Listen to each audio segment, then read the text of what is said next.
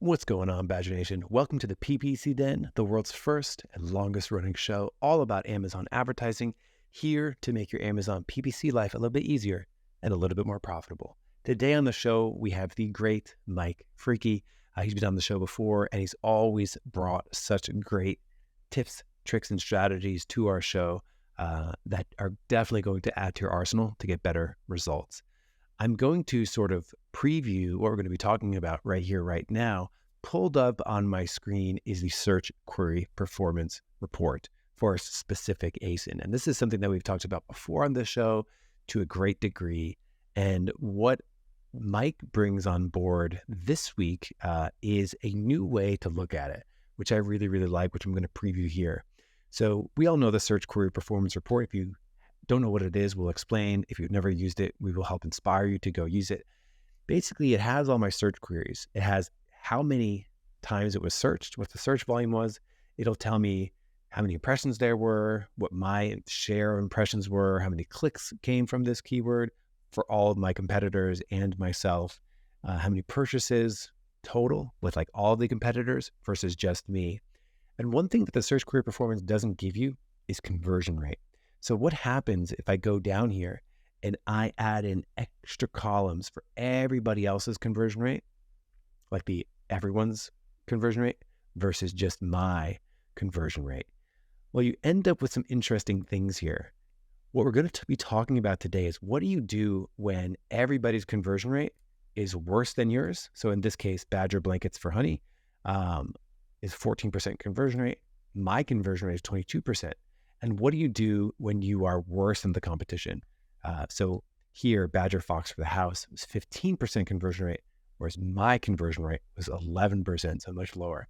Mike's going to talk about that, how to address those, and what to focus on. It's a really good episode. I love this. You're absolutely going to learn something. So be sure to tune in, and I will see you inside the Badger Den. I've launched campaigns and picked keywords. I've got my bids, set placements too, and bad mistakes. I've made a few. I've had my share of broad keywords, but I've gone through. We are the PPC Den, my friends.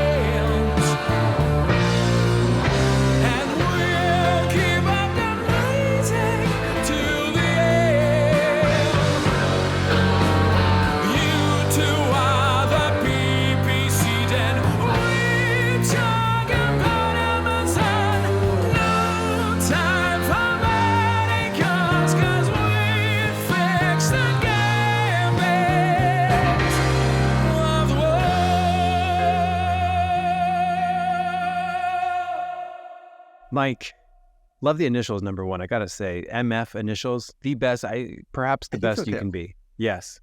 Welcome back to our initials are MF. What's your middle name? It's Paul, so I got a Ooh, P there. Almost had the same initials, but we'll settle with the first and last, MF. Right on. Mike from Perch, thanks so much for coming back on the show. I absolutely loved the last episode that we did together. And it's great to have you back. Thanks for Boston is some cold blizzard land right now. We're recording this in the middle of a Arctic blast that most of America is getting. So how is it up there? You know, do all you do is just stay inside and get work done, grind on Amazon advertising? Yeah, I'm staying inside, enjoying myself. I'm going to have to get out and shovel, make sure it doesn't freeze on me. But otherwise, very grateful that I have a garage. So, what's the snowblower or shovel strategy? Ooh, I love this question. I got myself an electric shovel, and I tell you, I do not use it at all. It's meant to be like part way between like an actual like shovel experience and a snowblower, where you just what is an electric shovel? So you plug it in to a extension cord, and you basically just like hold it trigger, and it shovels, and then it just sort of like sucks up the snow and like pushes it out to the side for you. So it's the same sort of shovel action. It's meant to be like If a snowblower is overkill because you don't have that big of a spot to shovel, then you'd get this. And it honestly takes more time and effort than just regular shoveling. So I've gone back to a regular shovel. Wow. Well, shout out to everyone who's just out there breaking their backs shoveling snow. I actually really enjoy shoveling snow. It's a good workout. You get out there, you get a good sweat on. Oh, yeah. See how fast you can go, do your neighbors. It's great stuff. You know, it's not cold. This hot Amazon topic you're going to talk about. So we are going to talk about one of my favorite tools, the Search Query Performance Report. And this has remained one of the best sources of keyword information, bar none. There's no other report like it elsewhere. I'm really waiting. I think the Amazon space will change a lot once this goes into the API. Yeah. And then you have software providers just like doing all different kinds of things with the search query performance data.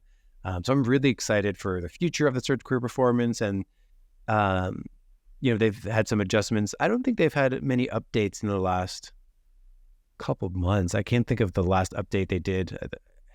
I think the last meaningful one was when they rolled out per ASIN analysis, but that seems like it's been there for quite some time. Yeah. And then just making it downloadable was the other big one. That was a nice one. Yeah. So yeah, we've covered on the show before different ways to interact with it, how to export it, put it into a Google Sheet and let it tell you trends over time, because that's one limitation of this report. You can't see trends over time. So if you wanted a particular search query to see how you did, this time last year versus now, or last month versus now, you sort of have to change the date range, and you can't stack two different date ranges or several different date ranges on it. So that makes it a little tricky.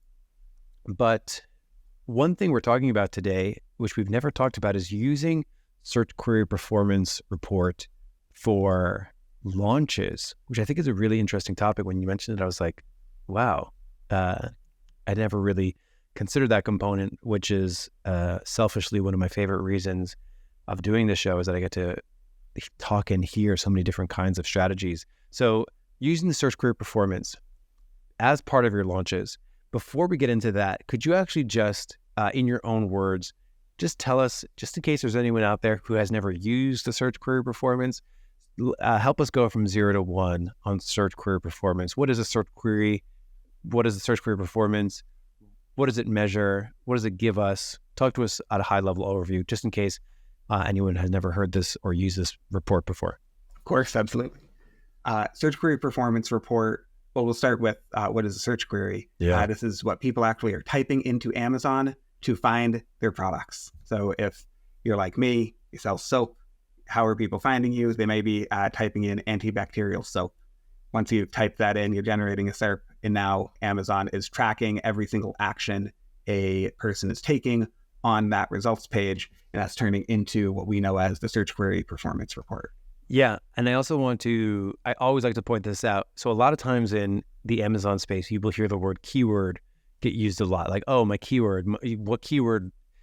I think that there is I always like to say you bid on a keyword in your account, and then people search queries. So like you type in search queries into the box, but you bid on keywords because your keyword might not match up with the actual search query or the search term. Like if you have a broad match keyword, it's possible that you bid broad match cell phone case, and the thing that the person actually searches to trigger your keyword might be Android cell phone case or something like that.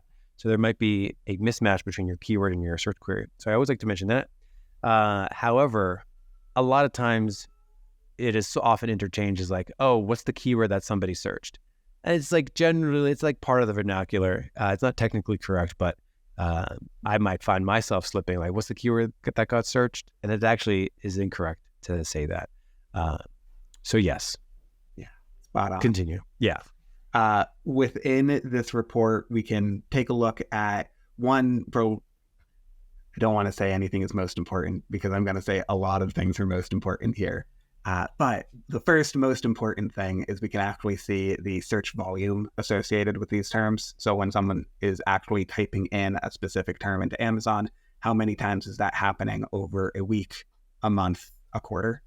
That's a really big piece for us to just better identify what's our opportunity size. Is there a lot of people searching in this space? But then from there, on each of those products, we can see how many product views or impressions are being generated, how many clicks are actually being resulted from these searches. And it's still not going to be perfect. You need to take the numbers a bit with a grain of salt. Clicks, for example, my understanding is do not incorporate the call it organic widgets. So any of the like Amazon, I think the Amazon recommended brands sections, or like the editorials is what I'm thinking of. The editorial section that actually doesn't count as a click on the SERP for some reason or another. But anyway, we can track this all the way down to the cart ad view and to the purchase view. And from there, you can start to get really clever in analyzing, well, if I know my product is converting X number of times versus Y number of clicks, and I can see that the overall market is converting Z number of times over A number of clicks, you can now start to figure things out like, what is my conversion rate versus the market average conversion rate on a term? Exactly, yeah. So to sort of recap that, it tells you the actual search volume, which is really amazing. So we get real data right from Amazon about how many times certain searches are searched, different search queries are searched. See, I could have also said how many keywords are what keywords are searched, but it'll tell you the actual search volume. Then it will tell you how many of those end in a click, how many searches end in a click. And again, it's kind of what happens when people start using this and they begin to compare their like advertising performance versus their search query performance. There's a lot of incongruencies because they're measuring different things. So what I always like to recommend people as you begin to dig into this, and you might look at a search query from the search query performance report and then go and compare it with your advertising. Sometimes advertising, it might, you might have 25 sales from a keyword, and then you go and look at the search query performance and it'll say that you had like 2 sales. That does not invalidate the data in either places. They're just measuring different things. So that's worth sort of mentioning to people as they begin to dig in.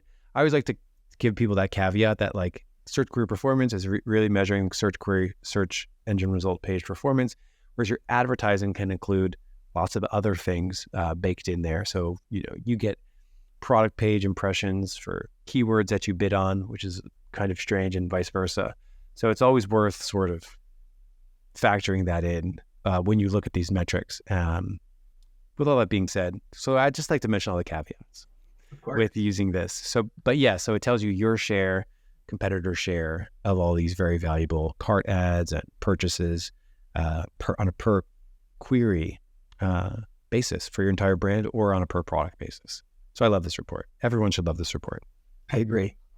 I think one thing that's really exciting about this, so a lot of the work I've been doing lately has been starting to dive into product launches and how can we bring new products into the Amazon ecosystem in a way that, one, hopefully isn't breaking the bank, but gives us a successful view of how are we actually selling this product over time? Are we setting good organic ranks? And are we positioning ourselves for long-term success so that we can have confidence to place extra POs, right? Yeah. And I think that SQP has been a really pivotal spot for me in evaluating whether or not a product should get its next PO, and sort of giving me a good way to aim for what success, how success should be measured. What I mean by that is I may go into any given launch with an expectation on maybe here are the top 10 keywords that I'm sort of defining I need to succeed here, right? Like if I do not succeed on these 10 keywords or queries, there's no way that I could possibly generate enough sales to justify placing another order, getting my minimum order size in, and move forward with this as a stage 2 product. But upfront, a lot of those terms are kind of just a best guess. Like I don't actually know for some products, especially toys is an area where very rarely do your top volume terms end up being people searching for exactly the toy you are selling, because parents don't know what toys their kids want. Parents are searching toys for 4-year-old boys, right? And so it's trying to identify which of these terms are you able to convert on, and then tracking your funnel metrics across the search query performance report to see, do I want to be investing more in here? So walk me through that process, because you said something really interesting that I want to be sure I understood. When you launch a product, you have some sense of keywords that you know you need to be somewhat successful with. Yeah. Can you define what you mean? Like, how do you know it's those keywords? So like, let's say you're launching a product, you identify these keywords, like what about these keywords in particular are sort of make or break for you? Yeah, awesome question. So we'll start out with, call it maybe a helium-10 output of, we'll take a competitor product, or we'll take a product that's already in our portfolio. What are we trying to build off of? What are we trying to compete with? We'll generate whatever the top sales driving terms are there. We'll overlay that with the actual search volume assigned to everything. And that will give us a sort of seed list of terms that we think are important. And then those seed terms, those will go into our initial advertising campaigns once we've launched. We maybe put a coupon on top of it, or just a really competitive price, so that we can get the initial sales rolling. But then from there, we'll also have maybe some auto campaigns. We'll set each of those seed terms up with a broad match in addition to the exact match. And that allows us to see, well, what other related terms are we able to convert on here? And what we usually find is that this initial list of top 10 high priority terms is not actually our top 10 best terms. Okay. There's always some overlap, but we usually end up finding out, actually, there's some really broad natures to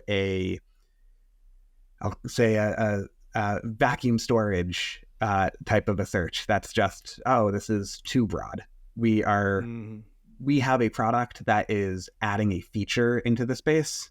And when we're going after the highest degree of searchability, while there's, a lot of search volume to it, those people don't necessarily, know that they're looking for a specific feature within a vacuum storage bag. And so at that point, they're just searching based purely off of price or purely off of rating. We can't necessarily win on those yet. From that view, we can now start to identify what are the other terms in the SQP that are successful for us. And one of my favorite things I've started to do here is I'll look at I think right now I'm using a basis of, call it 100 for every month of data that I'm looking at. And so I'll say, show me any search term where I have less than 5 orders and the market is selling more than 100 for each individual month of data I'm looking at. So if I'm looking at the first 2 months, I'll make that 10 and 200. And when I see those ratios of less than 10 and greater than 200, I entirely remove that from my high priority list. To me, that's giving me the indication that my launched product is so far and away clearly not succeeding in that term that it's actually a distraction for me. Mm-hmm. And now that is keeping me from investing in terms where I already have a more reasonable path to acquiring a larger market share. Because, I mean, it makes sense to have, I think that's an interesting concept too, where sometimes people do get really tied to terms that they really want to be successful, but you're fighting an uphill battle. Yeah. And there are naturally keywords, for reasons like you mentioned, you might not originally anticipate, where you just have this tailwind to help pushing you forward. And it's almost like you want to lean into it. And sort of the search query performance can tell you that. So it's interesting. So just to sort of list out those steps at a high level, because you said a lot of good things there. You are launching, and then you are evaluating search queries that you have a tiny percentage or a tiny amount of purchases. So maybe it's 5, for example, when everyone else is maybe doing, like, what would you say? 20, did you say something like 20x? And like you're just so far off? Exactly. Yeah, it was a 100 to 5 ratio. Right. So basically what you're doing is you're seeing the purchase rate from others, or the count of purchases from others, be so far ahead of where you are. So like 20x higher, in that case, 100 to 5. It's so much higher that even if you made that keyword perform twice as good, you're still 10 times behind everybody else, as opposed to, sort of queries that are closer to the strike zone, where like, oh, if you get just a 20% boost from these, it's going to equate to way more sales than 100% boost down there. If that makes sense. That's what you're saying. Yeah, I think that's a big part of it. It's also just trying to understand where is my likelihood of success. And this usually comes down to terms that, again, have a lot of search volume, but for one reason or another, you may not have that inherent buyability on it. A good example that I've run into recently is a product launch around a like specialty coffee cup. And it has some sort of special like compressible feature to it, right? In that instance, some of our top terms that, according to the Search Query Performance Report, claims we are relevant for, it's within our top 10 every given week of search rank. It's the word cup. Right now, cup sells a lot on Amazon. Cup does not sell a lot for us. Right. Perfect example. Yeah. Right. So that's a term that, because, you have to figure Amazon's doing some, to get that search query score, they're doing something like total volume multiplied by total purchases. And then they come up with some algorithm to rank those terms. And yeah, they're going to end up with terms that it would make no sense to go after them. Exactly. But because they're so high search volume, they're going to be at the top of your SQP. Yeah. So basically, like after a launch, you're figuring 2-3 weeks after. It's almost like, we have our initial launch, and like, what do we do at week 2? Like, how do we change things up at week 2? So the search query performance can tell you at week 2, at week 3, hey, these are terms to double down on, essentially. It can tell you where you want to double down. It can tell you where you want to back off. I think an exciting piece for me is trying to identify where are the areas that we are already converting better than market average. And then let me start bringing that into my advertising reports. What's our top of search impression share there? Because if we are maxing out our top of search impression share from ads and we have a really strong conversion rate, I have to start looking elsewhere. But walk someone through the process, because when you go and you look at the search query performance report, it actually doesn't mention converting double. Yep. What do you mean when you say converting double? Are you looking at total count of purchases and then your brand's count of purchases? What numbers are you looking at to basically determine that? Like, what can someone do to go to the search query performance report and download it? What do they have to do to find terms that they're converting better than average? Yes. So the way I would look at this, download your search query performance report, take the ASIN count of purchases divided by the ASIN count of clicks, and then do the same thing, total market count of purchases versus market total clicks. Those are going to give you two numbers for your effective conversion rate and the market average conversion rate. Now, if you wanted to, you could take one extra step and say, well, take me out of the market. But I don't think that's really necessary for most people. From there, just look at this as purely bigger number wins. If you have a higher than market average conversion rate, you should be able to operate with some degree of confidence that the organic sales you get as you build your organic rank will pay yourself back, versus any instance that you're looking at it and saying, hey, my average conversion rate, and we're assuming, right, this is a launch, you likely have a lower than normal price point. Maybe you have a coupon on, but in some capacity, you are priced in a way to incentivize sales so that you can get initial reviews. So there's a certain amount of customers that you're only getting now because of your price point. Well, if your conversion rate at this point in time is still not able to hit on the market average, you're likely not going to be successful on that term, period. Yeah. So let's actually, I would love to maybe even do a quick example. I'm going to share my screen here in just a second.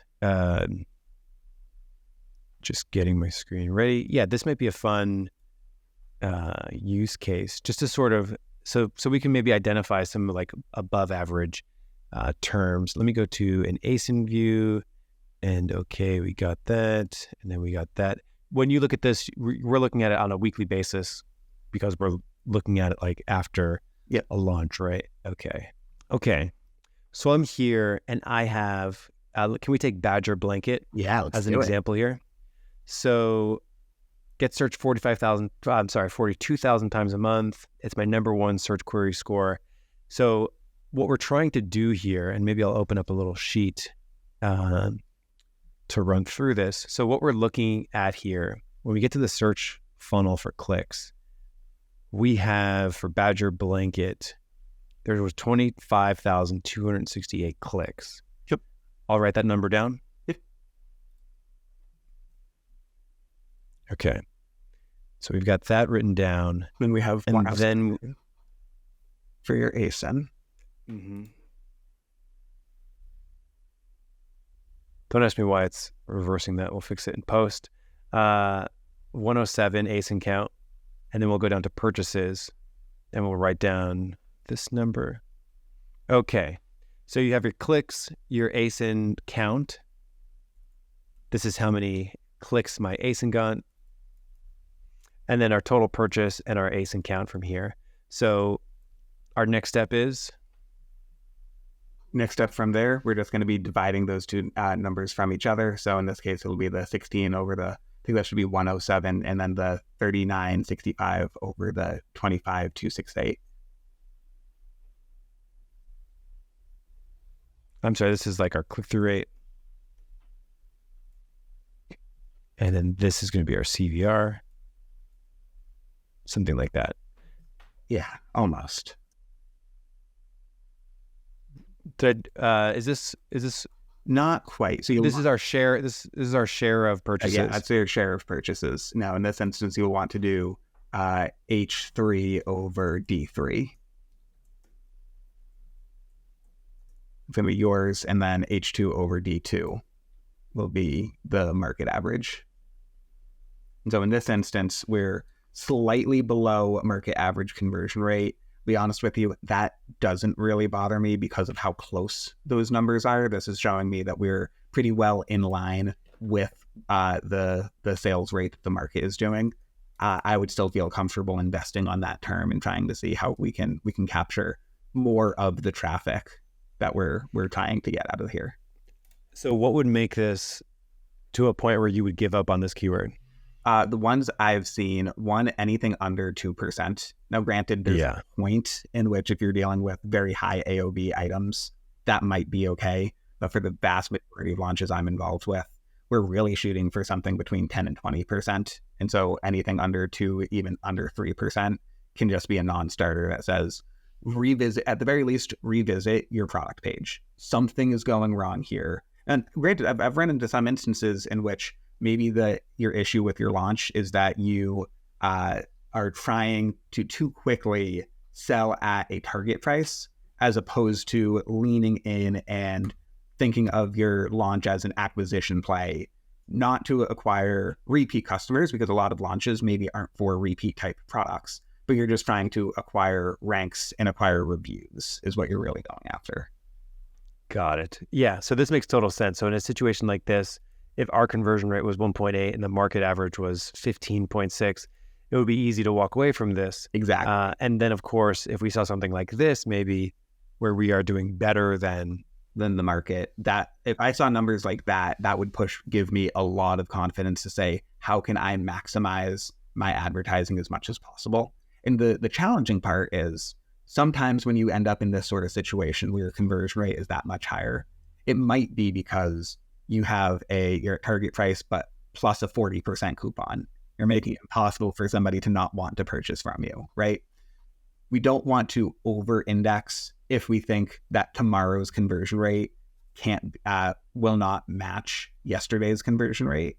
But this can at least start to give you that confidence to say, this is a good product. We want to invest in this in some capacity. Might be price, it might be ads, it might be a combination.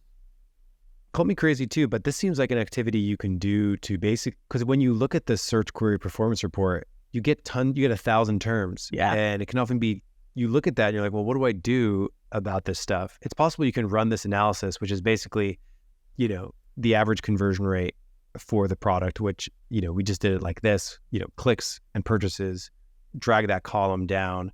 Now you have the average conversion rate, and then you do your clicks and orders and you get your conversion rate. And the conversion rate is very different than like the share, because like in the search query performance, you have the share, and that doesn't mean as much as like your actual conversion rate. So like understanding where you stack up based on conversion rate can be really valuable at telling you like where to lean into and like where to back off, and take that list of 1,000 terms and turn it more into, what would you, do you know approximately, like if you were to do that on an entire search query report, what percentage of keywords are going to convert like at average or better?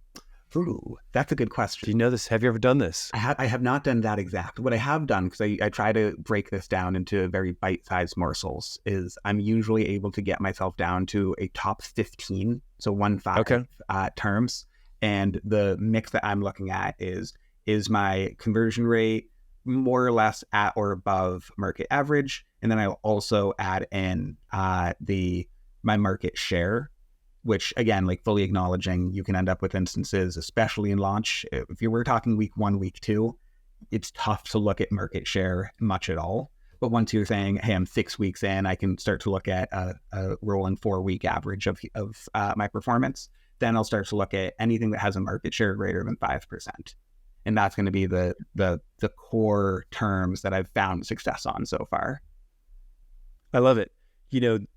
I mean, even doing just that analysis, I've done so many kind of crazy things with search query performance, and a lot of it has been trend analysis. Yeah. Which is like, what's a product that I've gained traction on, or what's a keyword that I've gained traction on, and what's a keyword that I want to either turn traction around. So maybe I'm slipping, I want to bid more aggressively on it, or maybe I have a good share, I want to lean into it.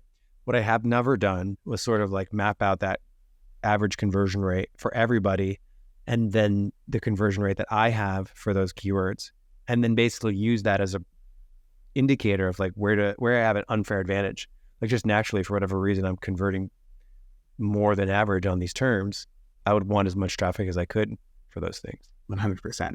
I think the last tip I would recommend people do, so do this analysis, break things out, maybe add in a sort of status column that just says, if my conversion rate is within 20% of the market average, then I'm considering this as a reasonably good term.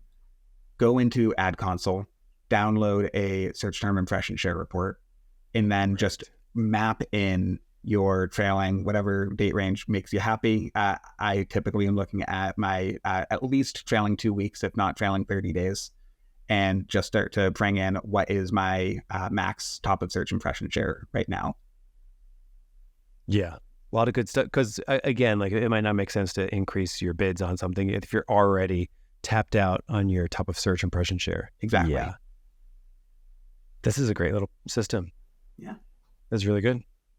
Mike, I think we've done it. I think we figured it out. We've cracked the code. Right on. Well, I hope you stay thought out in Boston. Thank you. I appreciate it. Have a good one. Where can people